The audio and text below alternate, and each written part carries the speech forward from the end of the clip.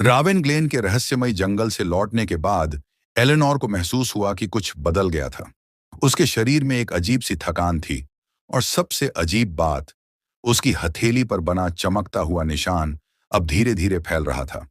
डरावने सपने और फुसफुसाहटें। उस रात एलेनोर अपने होटल के कमरे में थी। उसके दिमाग में वही जंगल घूम रहा था।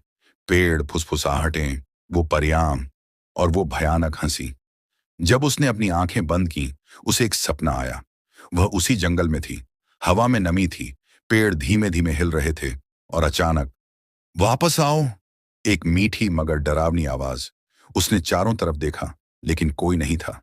अचानक घनी धुंध से एक छाया निकली, बिल्कुल वही परी जिसकी आंखें जुगनू की तरह चमक रही थीं। अब तुम हमारी हो, एलेनोर। और तभी उसकी हथेली का निशान तेजी से जलने लगा। झटके से उसकी आंखें खुल गईं। कमरा अंधेरे में डूबा हुआ था, लेकिन फुसफुसाहट अभी भी गूंज रही थी।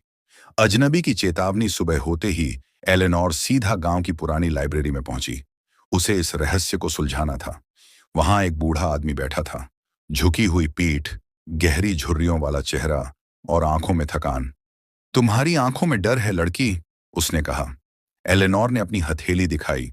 बूढ़े आदमी के चेहरे का रंग उड़ गया। तुमने उन्हें देख लिया, है ना? किससे? एलेनोर ने घबराते हुए पूछा। परियां, लेकिन वे वैसी नहीं हैं जैसी बच्चों की कहानियों में होती हैं। ये परियां हत्यारे हैं। परियों का शाप। बूढ़े आदमी ने उसे एक पुरानी किताब दी। उसके पन्ने पीले पड़ चुके थे। यह जंगल शापित है। एलेनोर ने किताब खोली और पढ़ने लगी।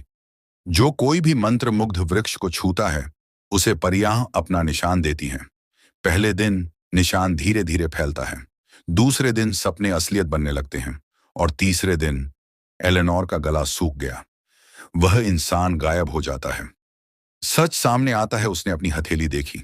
निशान अब और बड़ा हो चुका था। उसका सिर चकराने लगा। क्या यह सच हो सकता है?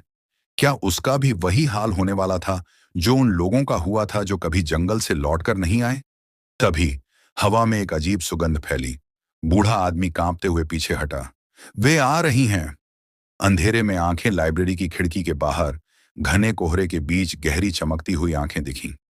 परियां, वे मुस्कुरा रही थीं। जारी रहेगा,